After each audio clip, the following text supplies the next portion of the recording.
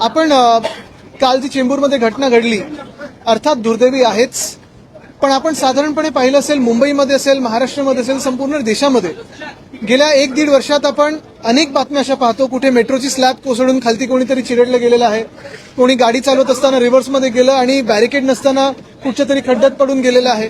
ह्या सगळ्या घटना ज्या होतात आणि खास करून आता पावसाळ्यातल्या ज्या घटना आहेत झाड पडण्याच्या, काल रात्री अजून 2 झाडं पडली, आत्ता 10 वाजता एक झाड मुंबईत पडलेलं आहे.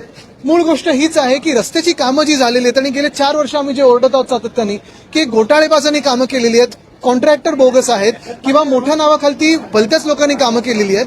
जर झाडाच्या अवतीभोवती तुम्ही पूर्णपणे कॉन्क्रिटीकरण केलं, झाडाला मोकळा श्वास घ्यायला जागाच दिली नाही, त्याची मुळं ही देखील कॉन्क्रीटमध्ये आणली, तर दुर्दैवाने ह्या घटना ज्या काल परवाकडे घडलेल्या आहेत ह्या वाढत जातील.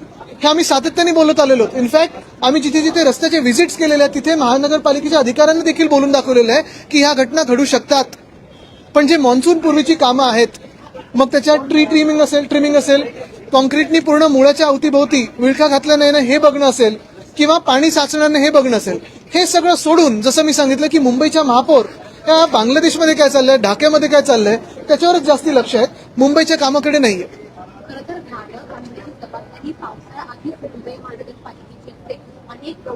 ट्री ट्रिमिंगचं असेल, नालेसफाईचं असेल, अनेक आमदार सातत्याने बोलत आहेत, आम्ही देखील बोलत आहोत. आणि नुसतं ट्री ट्रिमिंग नाही तर जे कॉन्क्रिटीकरण झालेलं आहे, उठसूट सगळीकडे कॉन्क्रिटीकरण झालेलं आहे, मुळांच्या अवतीभोवती जेव्हा कॉन्क्रिटीकरण होतं तेव्हा ते झाड धोकादायक होतं. हा बेसिक कॉमन सेन्स आत्ताच्या शासनामध्ये नाहीये.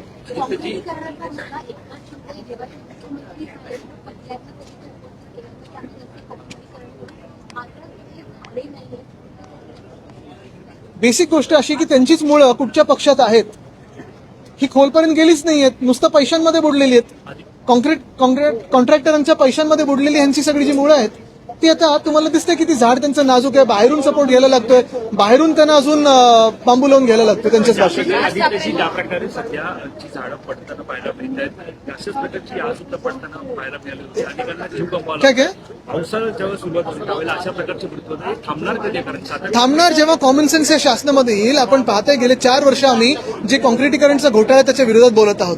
आता पण जर पाहिलं तर सर्रासपणे सगळीकडे कॉन्क्रिटीकरण चालू आहे. रस्त्याचं कॉन्क्रिटीकरण एका बाजूला, पण जेव्हा तुम्ही फुटपाथ किंवा रस्त्याच्या अवतीभोवती जेव्हा झाडं असतात आणि त्या मुळांच्या तिथे तुम्ही जेव्हा कॉन्क्रिटीकरण करता तेव्हा ती झाडं नाजूक होतात. अनेक ठिकाणी आपण पाहिलं असेल, परवा पण मी वरळीत एक चक्कर मारत होतो, त्या 2 झाडांना देखील मी पॉईंट आउट करून दिलेलं आहे की अरे बाबा तुम्ही हे करताय पण ह्या झाडांना तर वाचवा, त्यांची मुळंच बाहेर आली आहेत आणि मग ते वाकायला लागलीत झाडं.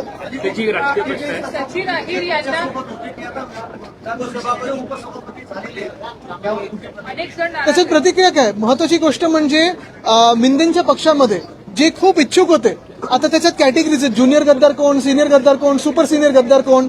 आता मिंदेंच्या टोळीमध्ये जे कोणी पळून गेले होते ते आता विचारतात आम्हाला कधी काय मिळणार. पण परत एकदा मी तुम्हाला महत्वाच्या प्रश्नावर आणतो, हे सगळे जरी होत असेल तरी अनेक या राज्यामध्ये भाजपचे कार्यकर्ते आहेत, संघाचे कार्यकर्ते आहेत, त्यांनी पूर्ण जीवदान आपलं पूर्ण जीवन भाजपला अर्पित करून टाकलं होतं. घरदार सोडून प्रचार करणं असेल, त्यांच्यासाठी निवडणुकीत काम करणं असेल, ते लोक भाजपची एवढी सत्ता असताना ह्या पदांवर कधी बसणार? म्हणजे आता तर तिसऱ्या पक्षातून आली. थेटपणे असं म्हटलं जातं की वरळीमध्ये आता थेट लढत होईल, सचिन यांचा शिवसेनेमध्ये प्रवेश. अरे यावरती मत काय? कारण माझं मत बिलकुल नाही. आमचं काम आहे आणि काम बोलतं. आमचं सगळी जी कामं आहेत ती वरळीकरांना माहिती आहे. विचार तुमचे जे आमदार आहेत ते अजूनही धनुष्यबाणाच्या चिन्हाची नोंद आहे निवडणूक आयोगाकडे, यामध्ये एक निर्माण होऊ शकतो. मला वाटतं एक महत्वाचं निवडणूक आयोग असेल किंवा सर्वोच्च न्यायालय असेल, पूर्ण आदर ठेवून आम्ही हेच सांगत आहोत की जे आमच्यासोबत झालं त्यानंतर राष्ट्रवादी काँग्रेससोबत झालं, आम आदमी पार्टीसोबत झालं, टीएमसी सोबत झालेलं आहे आणि इतर पक्षांसोबत होऊ शकतं.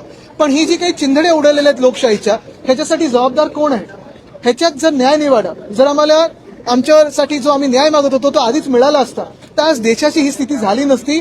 आम्ही वर्षांमागे वर्ष, तारखांमागे तारखे नुसतं वाट पाहत आहोत. न्याय कधी मिळणार? आता 30 तारखेला तारीख आहे, पण वेळ मिळेल का आणि न्याय मिळेल का? फोडाफोडीवरून माझ्यावरती टीका केलेली आहे. त्यांचं असं म्हणणं की पत्त्यांचा आता एक बंगला बांधला जातोय, सगळ्यात खालचा पत्ता मोदी आहे, ते जर एकदा निघाले की सगळे पत्ते खाली पडतील, बंगला सुद्धा पुढे. मुख्य गोष्ट हीच आहे, ते बोलतात ते एकदम अर्थात बरोबरच आहे, त्यांचं रिडिंग तर तुम्हाला माहितीच आहे. पण त्याच सोबत जे ऑपरेशन देवेंद्र चालू आहे ह्या महाराष्ट्रामध्ये, ते महाराष्ट्रालाच काय देशाला खूप धोकादायक आहे. कारण जी काही एक राजकीय अस्थिरता निर्माण झालेली आहे आपल्या राज्यामध्ये, तुम्ही पहा, तुम्ही साधे नागरिक म्हणून, आता तुम्ही 1 मिनिटं पत्रकार आहात, मनातून विसरून जा, आम्ही राजकारणी लोक विसरून जा, पण नागरिक म्हणून जे काही या राज्यामध्ये चाललंय, पक्षांची तोडफोड असेल, पैसे देऊन आमदार विकत घेणं असेल, निर्लज्जपणे ह्या आज बॅनरवर उद्या त्या बॅनरवर माझ्यासोबतच तुमच्यासोबत, हा जो काही निर्लज्जपणा चाललाय, ही जी काही चोरी चालली आहे, किती राजकारण करायचं, काय त्याला पातळी आहे की नाही, किती खालती जायचं त्याला काही पातळी आहे की नाही. आणि हे सगळं होत असताना देशाची आर्थिक स्थिती काय आहे, राज्याची आर्थिक स्थिती काय आहे, नोकऱ्या आहेत का, तुमचं जीवनमान सुधारतंय का, ह्याच्यावर कुठेही सरकार म्हणून, शासन म्हणून लक्ष नाही देणं. कालच जी घटना घडलेली आहे, एका 11 वर्षाचं मुलाचा जीव गेलेला आहे, पण कुठेही काही चर्चा नाही, नुसतं हंगामा करायचा, आमदार विकत घ्यायचे, पक्ष फोडायचे, हे घाणेरडं राजकारण मिंदेंच्या टोळीने असेल किंवा भाजपने सुरू केलेलं आहे. कुठे ना कुठेतरी ह्याच्यावर आपल्याला विचार करण्याची वेळ आली.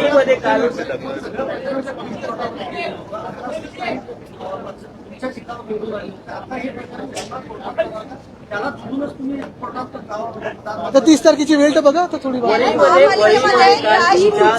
मध्ये काल तुमच्या मेळावा पार पडला. सुनील शिंदे होते, किशोरी पेडणेकर होत्या, जवळपास 500 अधिक कार्यकर्ते होते, पण काही कार्यकर्ते सचिन अहिरांसोबत जातील देखील आता बोललं जातंय.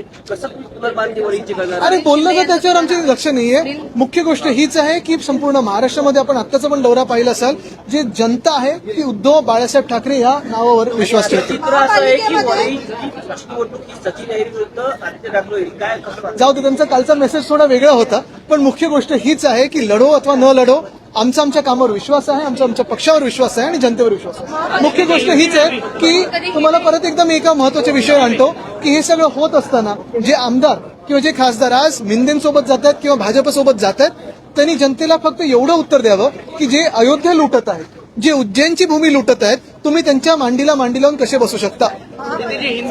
आदित्यजी, हे इंग्लिश पण आत्ताच विचारा, नंतर बाहेर नको. ते बघा थांबलेत तिथे. आदित्यजी, महापालिकेमध्ये आणखीन एक भ्रष्टाचार समोर आलेला आहे. ट्रायल प्रणालीमध्ये घोटाळा होत असल्याचं समोर आलेला आहे, जो समुद्रकिनारी लीक असतो त्यामध्ये अधिकारी आणि जे कर्मचारी आहेत मोठ्या प्रमाणामध्ये भ्रष्टाचार करत असल्याचं समोर आलं. भ्रष्टाचाराची अनेक प्रकरणं आम्ही लोकांसमोर आणलेली आहेत, पण ह्या शासनामध्ये जर भ्रष्टाचार तुम्ही केला, भाजपच्या सत्तेत जर तुम्ही भ्रष्टाचार केला, तर तुम्हाला मंत्री बनायला किंवा मुख्यमंत्री बनायला अधिकची संधी असते. तर त्या अधिकाऱ्यांनी लवकरात लवकर भाजपाच्या वॉशिंग मशीनमध्ये ऍप्लिकेशन द्यावं. ते कदाचित ऑपरेशन देवेंद्र फडणवीस नंतर मुख्यमंत्री बनू शकतात. त्याच्यावर मी असं पत्र आता अध्यक्षांना मी लिहिणार आहे, कारण हा सायबर क्राईम आहे. आमदारांचं स्वतःचं फेशियल रेकग्निशनसाठी कुठेही कन्सेंट न घेता तुम्ही आमचं फेसेस म्हणजे आमचे चेहरे वापरलेले आहात, त्याच्यावरनं फेशियल रेकग्निशन करतात. पण उद्या जर ह्याचा डीप फेक झाला किंवा कोणाचा बँक अकाउंट किंवा कोणाचा फोन हॅक झाला, तर ह्याला जबाबदार कोण असतील? अध्यक्ष असतील का, ज्यांनी निर्णय घेतला, की कुठच्या कंपनीकडे आहे, फायरवॉल काय लावले तुम्ही, पासकोड काय लावले, सिक्युरिटी काय, ह्याच्यावर खरं तर हे सायबर क्राईम आहे मोठं.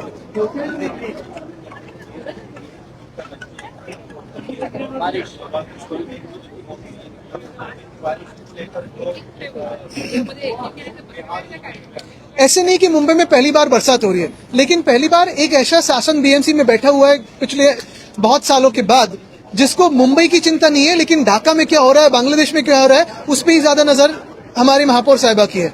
और यही बात दुर्भाग्यपूर्ण है कि वो हम जो पहले से बताते आए थे, हमारे जो एक्सपीरियंस है उनसे बताते आ रहे थे, कोई ना कोई तो सीख ले. रास्तों के काम कैसे होने चाहिए, सेफ स्टेज पे कैसे लाते हैं, या ये जो कल की घटना है वो कैसे ना हुए, लेकिन इनका ध्यान पूरा राजनीति कैसे हो, पोलराइजेशन कैसे हो, उसी पे है.